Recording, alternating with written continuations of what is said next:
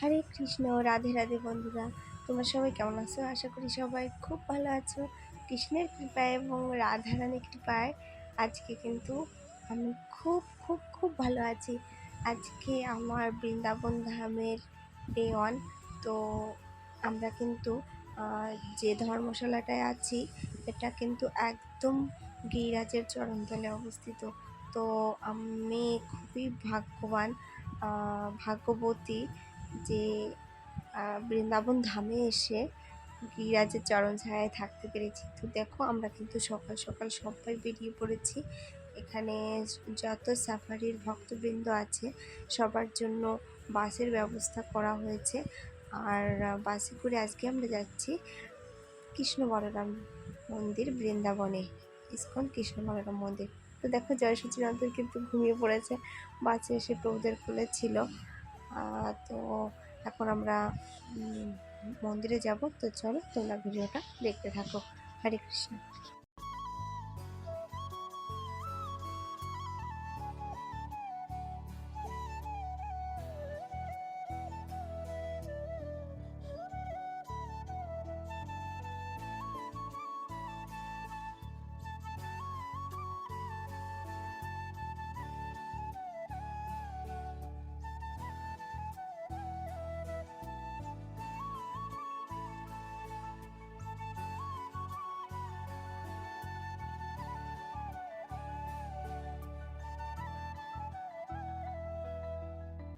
বন্ধুরা, জয় সচিনন্দন কিন্তু ঘুমিয়ে পড়েছিল, যে ওর ঘুমটা এখনো ভাঙেনি। আর এটা হচ্ছে আমার একটা বান্ধবী, রাজনন্দিনী। তো ওই ছিল পার্টনার বৃন্দাবন ধাম দর্শন করার। আর তো দেখো, কথা বলতে বলতে কিন্তু চলে এসেছি ইসকন কৃষ্ণ বলরাম মন্দির।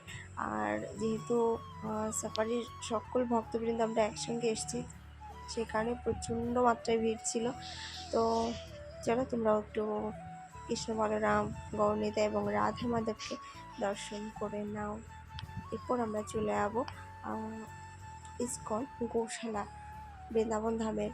তো গোশালাতেই কিন্তু আজকে আমাদের প্রোগ্রাম রয়েছে। আমাদের সাফারির 2024-এর মেইন প্রোগ্রাম হচ্ছে মহাপ্রভুর পাদপীঠম স্থাপন।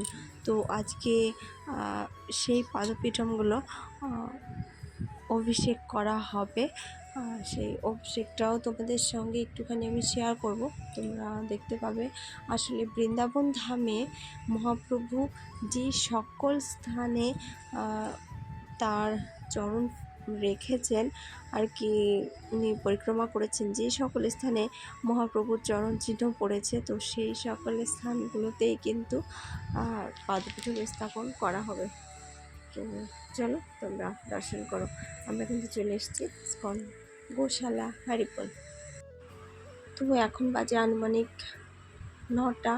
তো প্রচণ্ড মাত্রায় রোদ্দুর উঠেছে। আর হচ্ছে তোমরা দেখতে পাচ্ছ এখানে কিন্তু প্রসাদের লাইন পড়ে আছে। তো এখানে আমাদের প্রসাদ সকালে। তো দেখো, এখানে প্রভুদের লাইন রয়েছে আর ডান দিকে রয়েছে মাতাজিদের লাইন। তো আমরাও লাইনে দাঁড়িয়ে আছি। আর প্রসাদ পাওয়ার পরেই আমরা কিন্তু চলে যাবো কৃষ্ণ বলরাম হলে, যেখানে আমাদের মেইন প্রোগ্রামটা আজকে শুরু হবে। চলো, তোমরা সবাই দর্শন করো। আরেকটা কথা, সেটা হচ্ছে আজকে কিন্তু আমার পরমারাধ্য গুরুদেব শ্রী শ্রীমৎ জয়প্রতাপ স্বামী গুরু মহারাজের আজকে এখানে আসার কথা ছিল, বাট ওনার শরীর এতটাই খারাপ আছে যে কারণে উনি আজকে এখানে আসতে পারেননি। এখানে দেশ বিদেশ থেকে বহু ভক্ত এসেছেন, কারণ এটা হচ্ছে গুরু মহারাজের লাস্ট সাফারি প্রোগ্রাম। আর এখানে কিন্তু দীক্ষানুষ্ঠান হওয়ারও কথা রয়েছে। তো যাই হোক, আপনাদের সবার কাছে প্রার্থনা, আপনারা সবাই রাধা মাধব পঞ্চায়েত ভগবান এবং শ্রী শ্রী নৃসিংহদেবের কাছে অবশ্যই একটু বেশি করে প্রার্থনা করবেন, যাতে গুরু মহারাজ খুব তাড়াতাড়ি সুস্থ হয়ে ওঠেন এবং খুব তাড়াতাড়ি যেন উনি আমাদের মাঝে ফিরে আসতে পারেন। তো চলুন সবাই দর্শন করুন, একটু পরে অভিষেক শুরু হবে। হরে কৃষ্ণ।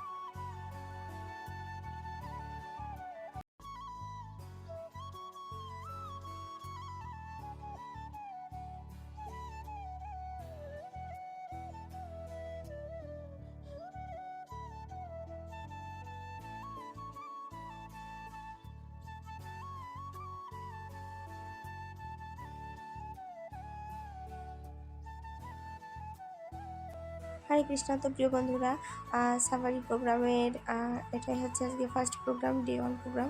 এগুলোই হচ্ছে শ্রীমান চৈতন্য মহাপ্রভুর ফুটপ্রিন্টস। তো সামনের দিন আমরা বৃন্দাবন ধামের যেসব স্থানে যাব সেগুলো তোমাদের সঙ্গে শেয়ার করব। আর তোমরা আমার চ্যানেলের নতুন নতুন ভিডিও দেখার জন্য অবশ্যই চ্যানেলটাকে সাবস্ক্রাইব করে দেবো, এবং যদি ফেসবুক থেকে দেখে থাকো পেজটাকে ফলো করে দিও। চন্ড Hare Krishna and we have a Hari ball.